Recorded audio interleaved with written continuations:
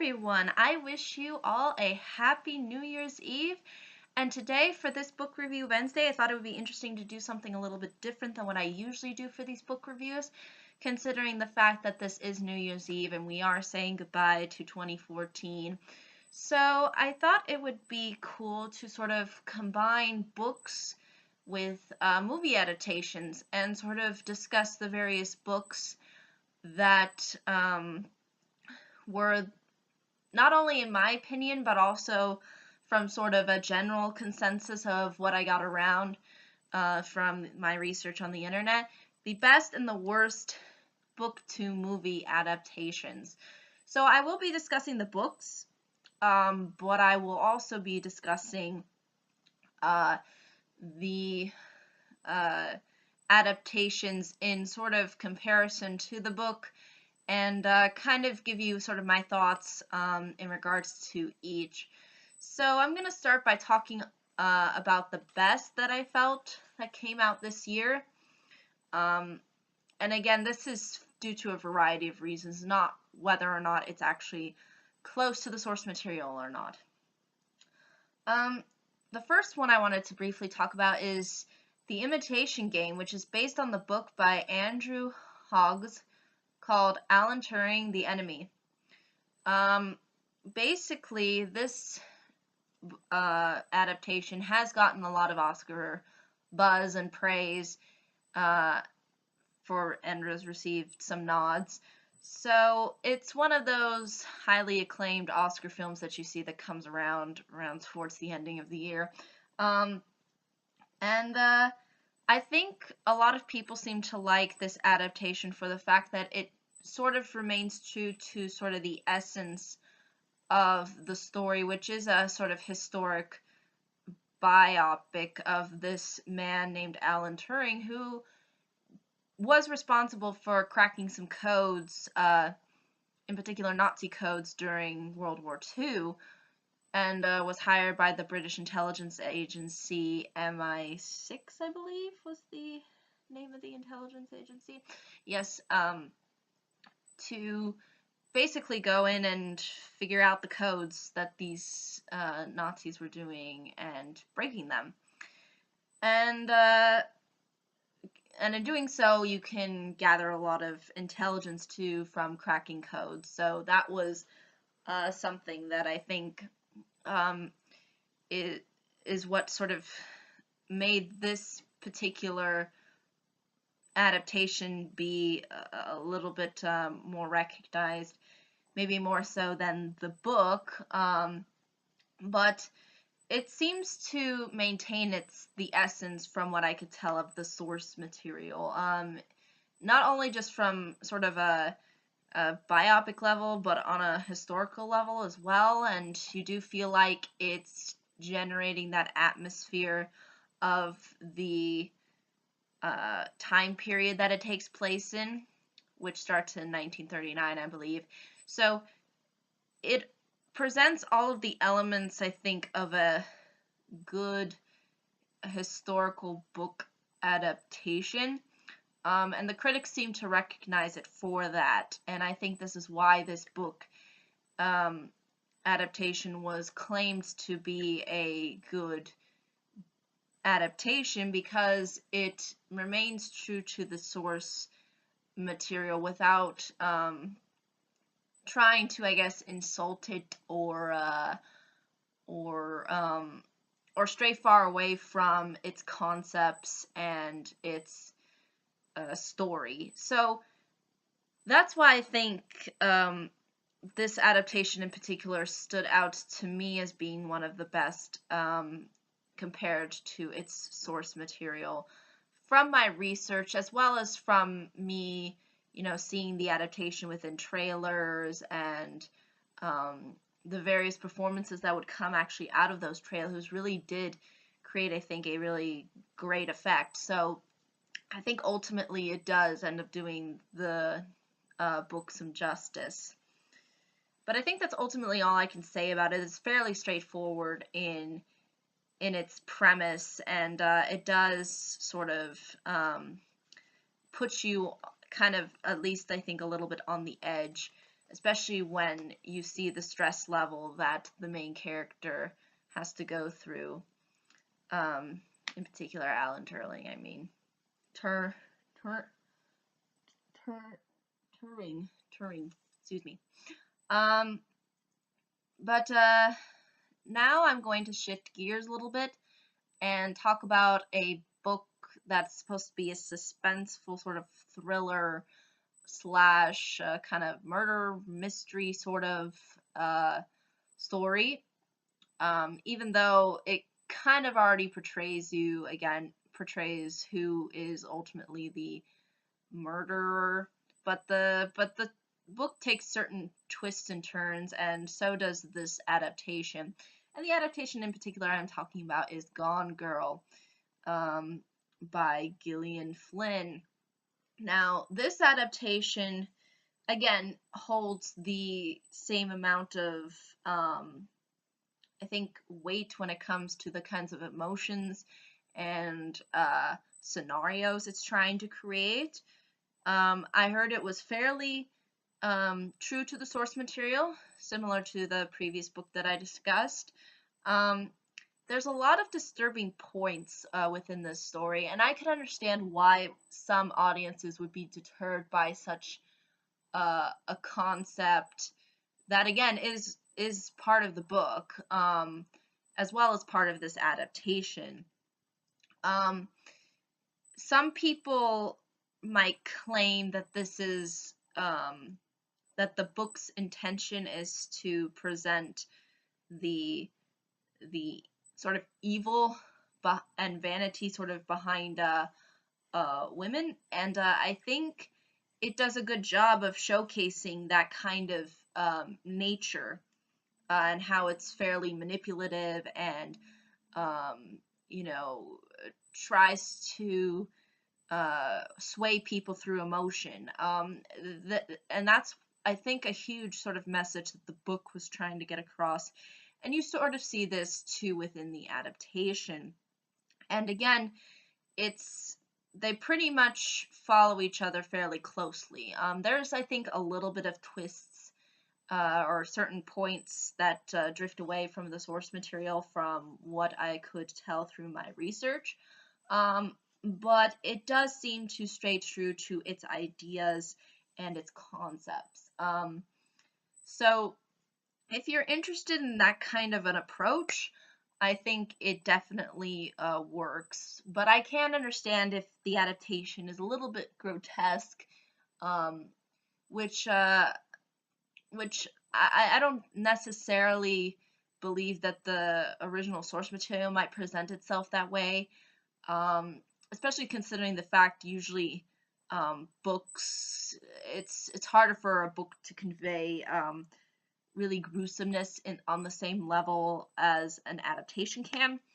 So there are, I think, a little bit of different things that each work has to offer, but their concepts, their messages and ideas, I think, really reign true, and the plot fairly follows it. It's both plots sort of follow each other fairly closely. So, if you don't mind a little bit of kinky violence, yeah, this film is definitely for you. Now, the next one that I wanted to briefly address is probably the most innocent out of these adaptations that I'm mentioning that are in the best category, and that is The Fault in Our Stars, based on The Fault in Our Stars by John Green. Now, some of you might know John Green from his YouTube channel. He actually has a YouTube channel where he does with his brother, and they talk about random stuff that's sort of important or relevant to their viewers, as well as the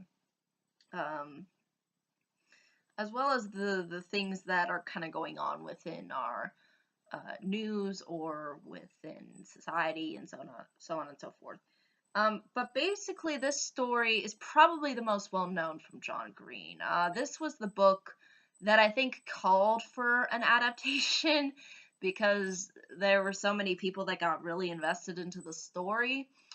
And again, it captures ultimately what what I think reigns true within the story. Now, um, in case you don't know, basically The Fault in Our Stars revolves around a cancer survivor. Um, so that's usually a very touchy subject. But and again, this is why I think too sometimes some people might say, "Oh, it's playing into people's sentimentality or something like that," which I clearly don't think is the case, but I can understand that viewpoint. But I think ultimately, the writer initially wanted to write this book with good intentions and with a good heart, and I think in the end of the day, it presents itself in a way that works for the book that it was trying to base itself off of. I actually heard even the characters were a little bit more likable within the adaptation as opposed to how they came across in the book. So overall, it presents itself well, and the writer John Green was sort of a part of the making of the film too. I don't know if he produced it or not, but I know that he was involved with the sets and things like that, and would talk to the various people, and he was also at the premiere too. Again, you sometimes don't really know the inside story to how these adaptations get made, but it seemed like he was fairly positive and open to the adaptation and thought it did his book justice. So I think if a and that's usually sometimes rare um, for writers to like an adaptation. So again, that's why I think ultimately it ends up working to its advantage. Now, the second to last one that I wanted to mention actually is one of the ones that strays far from its source material, and that is Big Hero 6, which was actually a comic book by Marvel, but adapted from Disney since Disney took over Marvel, and yeah, they have a big conglomerate now of things that they can work with. Um, and this one not only strays far from its material on a visual level, because when you look at the visuals, it looks more, I would say it looks a little bit mixed in with Japanese and maybe Western uh, superhero art. It kind of meshes these things a little together. Whereas you can probably tell if you've seen even the trailers of Big Hero 6, that's obviously not the case from a visual perspective, because they do look more kid-like, they look a little bit more friendlier, they don't look as vicious or as grown-up even, the characters. So there is a lot of straying from the source material visually, and also through um, its characters, because you can even tell, like, looking from the comic book art that is presented, the characters are a whole lot older and seem to, again, not be in any way resembling the heroes of the film. So, again, I think this is ultimately actually a good thing for Disney, because um, Disney is largely in part based within a demographic that is for children. So it wouldn't make sense that they would make this kind of a film unless it was um, in in live action. But it's almost a, I guess, good thing as well, because I heard the comics weren't actually necessarily as one of the stronger comics, which is why you probably don't hear a lot about the Big Hero 6 all that much. Because I didn't even hear, I mean, I've heard of all of the main superheroes that people know, but and comic books that people are familiar with, but when I heard Big Hero 6, I didn't even know it was based off of a comic book. I didn't know that that's what they were trying to do. I thought they were just trying to create a superhero movie, because since they got Marvel, might as well. So it makes sense, I think, from uh from a story perspective, from a visual perspective, and a character perspective that they would make significant changes from the source material. There might be similarities that I'm sure you could find within there if you've ever read the comic book, but it seems like this one was one that completely strayed, but it ended up working because of the demographic it was trying to appeal to, and also for the fact that it's visually more for children as well, and not so much visually of what the original comic book was aimed at. So definitely works for Disney, and they created their own thing out of something that already existed, which I think usually Disney's pretty good at doing. Now, the last best one that I wanted to talk about is Wild by Cheryl Strayed. Now, this one is probably the most faithful adaptation that has come out this year. Why? Because the author was actually a producer, and it's actually about her life. It's a memoir that she wrote. Apparently, she goes sort of hiking and sort of, going around, and I think she goes through the Pacific coast at one point, and she just goes on this journey after her mother dies, and it's kind of, all about her, her her kind of, I guess, coping with the loss, but then also her sort of resilience and um, spirit that allows her to sort of make this journey. And that's why I think it ultimately ends up working. I mean, if you have a book where the author is a producer, you're probably gonna get what the author wants. You're probably gonna find things that the author wanted to have inserted in. So it's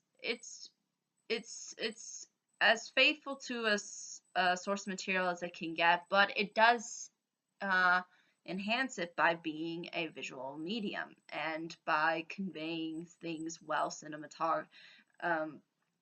conveying things on a cinematographer level, because apparently I think this film is getting widely recognized for its cinematography, and I think it actually might have some Oscar Academy Award nods in the making. So it's just one of those books that had a good story and ultimately followed through on it. And I think having the author as a producer really sort of helped gel with the creative ideas. But I think that's really ultimately all I can say about the best ones that I think came out this year. Now let's discuss the worst. And end with the okay, actually. Let's kind of go in a non-linear order here. First bad one, Winter's Tale by Mark Helpin. Now, for my research, I couldn't necessarily tell if the original source material was bad to begin with, or if the adaptation didn't execute the book properly, or if it was kind of maybe some combination of the two. Because this one got pretty bad reviews as an adaptation. I think largely in part that was due to the lack of characters and not having a sort of sensible plot to go along with it. Again, I can't really speak for the source material, but I'm sure that the adaptation was trying to appeal to its audience on a more visual level, as opposed to actually putting in things that were good and what make a good story. So I think that's ultimately why this one didn't really work for a lot of people. I think it might have been a mix of both, though, in regards to the source material not being as strong, as well as the director and the writers not really trying all that hard with it. So, Yeah, it's just one of those things where you just gotta kind of take it for what it's worth. It's it could have worked, but it doesn't try to enhance the source material, or try to, I think, follow it on a proper level. But I'm sure that there are some flaws that can be said within the book as well, because I don't believe the book, from my research, got a lot of huge amount of praise. So I think that's one of those things that is interesting, because on the one hand, it could have been better than the source material, or it could have stayed on the same level, or it could have stooped lower. And I believe, from what I can tell, the adaptation stooped a little bit lower. So yeah, not good, not fun. Now the next one I want to talk about is actually one book that was like, this adaptation of this book is so highly acclaimed. It's so praised. Even tons of teachers are having their kids read this book. I personally don't like this book, but apparently it's somehow, people think it's deep. And that's The Giver by Louise Lavori. Um, it it not only does this book have a high recognition level, or have a high recognition level from, I think, even people who don't even read all that much, can hear, like, they'll hear The Giver and be like, oh, that one book with the old guy on the cover. But what I've actually heard about this adaptation is actually kind of quite hilarious. Apparently it goes into sort of the Twilight syndrome, the teenagedom. Yeah, it tries to dive into that realm, and as a result, doesn't offer the deep and complex concepts that end up happening within the book. So yeah, this one was definitely not faithful to the essence of the source material, and didn't try to improve upon the source material in any way. So yeah, critics rage pretty hard on this one. And again, I think, to those who like the book heavily will probably not like this adaptation. And even I'll admit, even though the book, I think, does have some deep concepts, I don't personally care for the book all that much either. And again, this is one of those things where I don't think an acclaimed book should automatically be made into an adaptation. I think there needs to be a lot more research into before you make an adaptation. And clearly, it seems like um, the writers directors didn't really do their homework with this book, um, and didn't stay true to its high acclaim. I think they kind of felt that they could cash in because The Giver is such a well-known book. And even I don't care for the book, and either one wouldn't have appealed to me either way. But I can understand that the book does have some really deep concepts to it. It's loaded with the teenage dumbs, because we have a teenage male protagonist character. So, it's just one of those things where it drifts far from the what the original source material was trying to, I think, not only convey from probably a thematic level, but probably on a character level and a story level. So yeah, it didn't seem to work for a lot of people, and I can totally understand why. Oh, and this next one, let's discuss another romance, which apparently Winter's Tale was going for, but Winter's Tale does revolve around more fantasy and, you know, prettiness within visuals, but The Best of Me revolves around being just plain generic. And this is a Nicholas Sparks book. It seems like every year there are these people in Hollywood who go, all right, we need to make a Nicholas Sparks book. We have to. It's in our contract. We need to do this. All right, let's go. Let's hammer this out in like 6 months or something. Because every year I see one of these movies and I go, really? Was it trying to put another Nicholas Sparks movie in theaters? Why? Okay. The issue with this is its source material. Purely its source material. This source material that Nicholas Sparks produces is basically on the level of Twilight, but again with maybe a little bit more maturity, but at the same time there's nothing there. Character, story, and plot, nothing. And it just comes off as very bland. Like it's a bland it's bland love story number 239 or something. You could just place a number, excuse me, on it and it would still pretty much give you the same thing. It's not inspiring, it's not uplifting, it doesn't do anything new with Nicholas Sparks, it doesn't try to challenge him. And I don't think they want to challenge him because he makes tons of money. Why make an adaptation with a little bit more depth?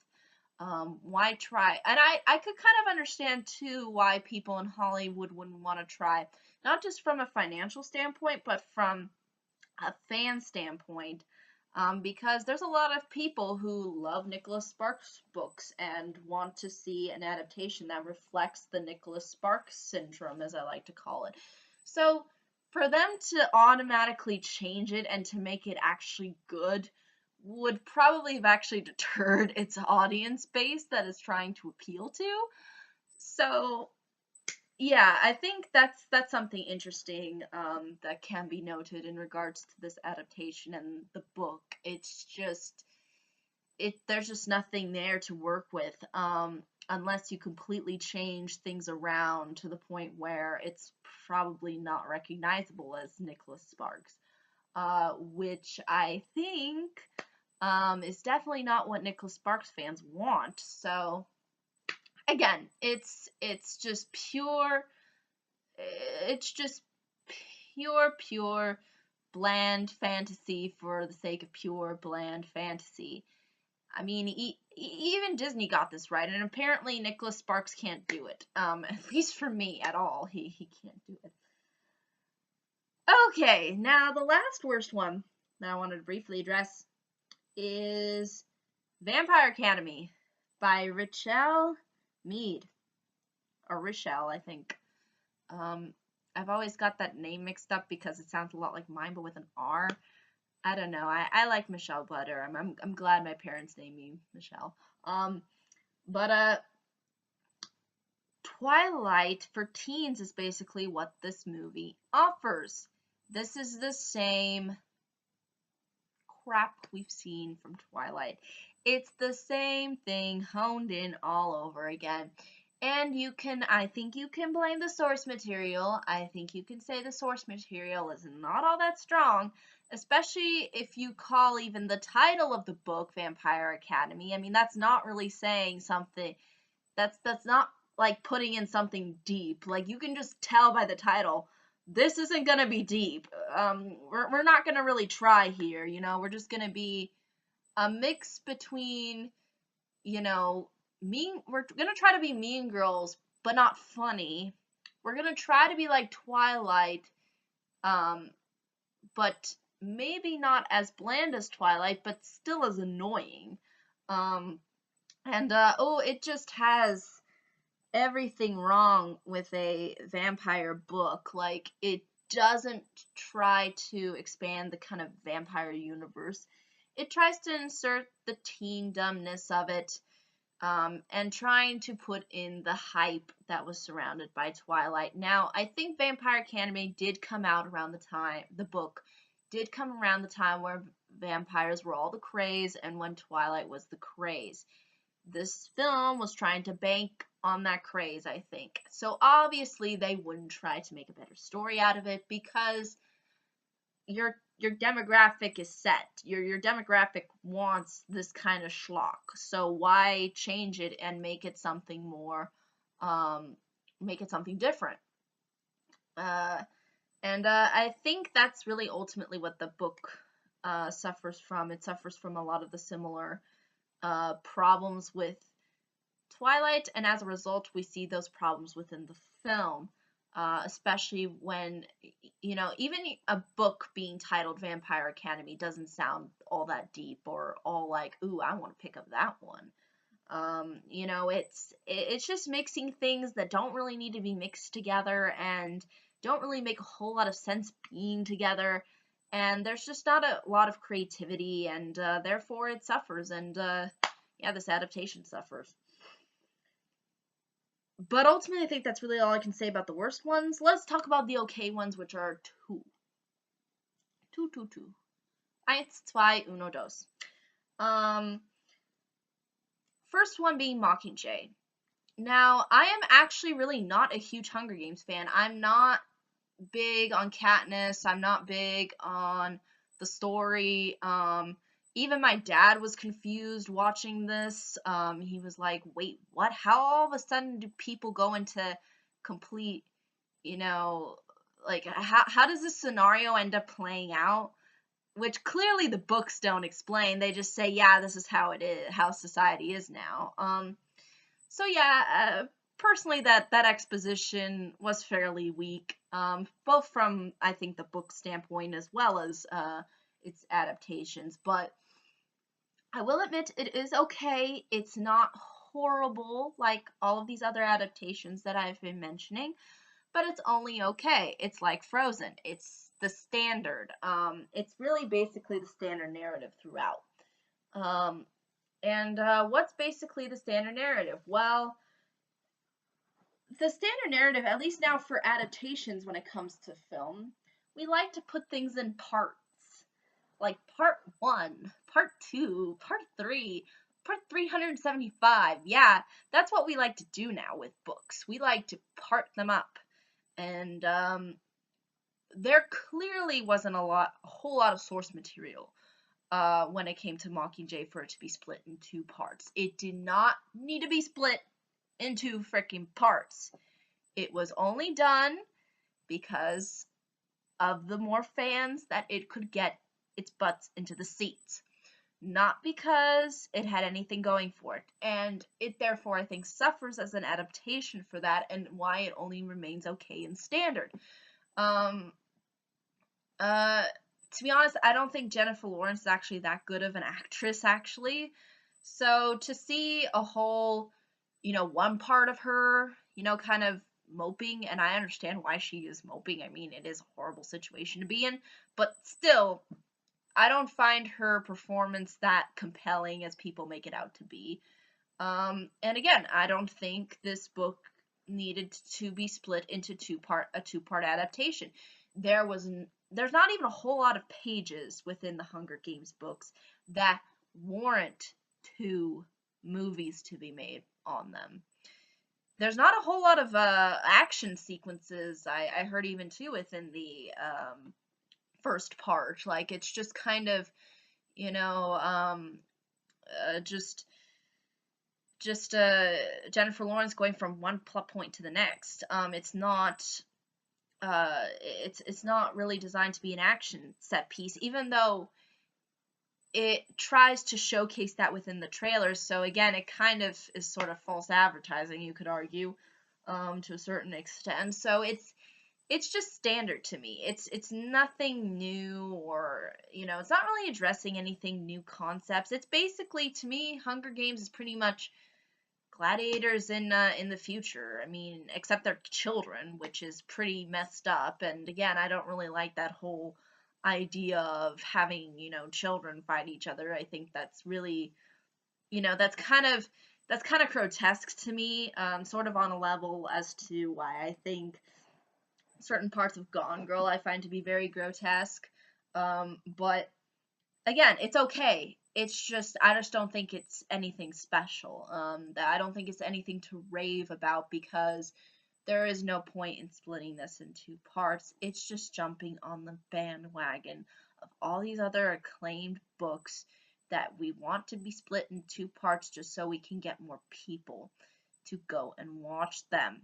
And I don't think that's a very good marketing choice, especially for this book, which doesn't go, I would it's probably this thick. Like this thick, it's probably maybe 300, 400, 500 pages. It's not like this huge gigantic thing. It wasn't like Harry Potter, which was like this. It's more like half of maybe what Harry Potter was as book length is concerned. So I don't think this needed to be split in two parts. You could have done a 3-hour epic, as your big hoorah, but they didn't want to do that. No, we have to split it up because we need to put in more filler so that the audience will ultimately end up going seeing the last film. So yeah, that's something that really did bother me. So again, okay, standard. Now, what I'm going to say is I really did love this second okay adaptation. And that adaptation is The Hobbit, The Five Armies. Now, some of you might be saying, oh, it's not, or some of you might disagree as to the quality of the entire Hobbit 3-part thing. Again, I think they actually improved as time went on. I think that they obviously did not need to split this in 3 parts. They just did not need to do it. But again, for an adaptation for this kind of book, I think this ending ultimately ends up working in regards to its source material. Does it stray from the book at times? Yeah. Does it make things a little bit more action-packed, a little bit more maybe suspenseful than the book? Yeah, because again, the book is more for kids and not necessarily for teenagers. So its adaptation is trying to sort of appeal to a different demographic. So you're obviously going to get little hints and differences. But I personally thought this adaptation was okay. I thought it was a good end to the Middle Earth to the Middle Earth films. But again, the story didn't need to be split in 3 parts. And I think because it was split in the way it was split, ultimately the last film ends up suffering sort of the same problems that the other 2 films end up suffering from, I think. But I found it to be actually the best 1 out of 3 because I felt it moved a lot faster. It didn't feel like it dragged out for a long time. It didn't feel like that the characters were trying to go from plot point to plot point to plot point. It felt just like, okay, we're just going to show you an awesome, interesting story with no points of really people constantly hopping everywhere. We're just going to tell you a standard story involving all of these different groups that belong to Middle Earth, and they're going to have one huge epic battle, and it's going to be great, and that's our plot. And I think that's why ultimately it worked more for me. It was a little bit more simpler. It wasn't trying to be overly filler and so grandiose. And when it was grandiose with its epic action sequences, I think it worked. It sucked me in. I found myself really enjoying it. But I think ultimately it only ends up being okay because of the way this adaptation split this book up. This book is not that long. My gosh, I mean, yes, it's one of those things where, again, the Mockingjay splitting things up into 2 parts is ridiculous. But this just takes the cake when you split a book that's like this into over 2-hour long epics that don't need to really be 2-hour long epics. It could have been done in 2 books, or excuse me, 2 movies. This book, it did not need to be in 3. And ultimately, I think that's why the third one actually ends up suffering. Um, but I think it's actually the best one out of the three films. It felt like the pacing was a lot better, and it didn't feel like it dragged, and the performances were well done, and it didn't feel like that there were a lot of things that were um, filler. At least to me, it didn't feel like filler. And when there was filler in there, it was, I think, somewhat entertaining. So I guess the third one just worked for me. But I can understand if it didn't work for others. But I think it only maintains that level of okay because of, again, how they chose to split these movies up. And ultimately, I think the third film does end up suffering from that. But yeah, I think that's really ultimately all I can say about all these different adaptations. We've had a really interesting year when it has come to films trying to capture the magic that these books uh, sort of were intending to capture, and I think it in certain cases it seemed to work out really well, and in other cases it clearly didn't. So you can kind of take it for what it's worth, but I base this more on my research. I have seen some of the films. I've not seen some other ones, but I've done this based on a research standpoint from what other people have been saying, and also from my own kind of personal opinion. But I think that's really ultimately, though, all I can say. If there are any questions, comments, concerns, I'd be more than happy to answer them.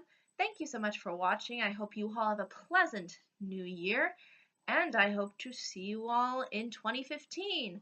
Bye bye now.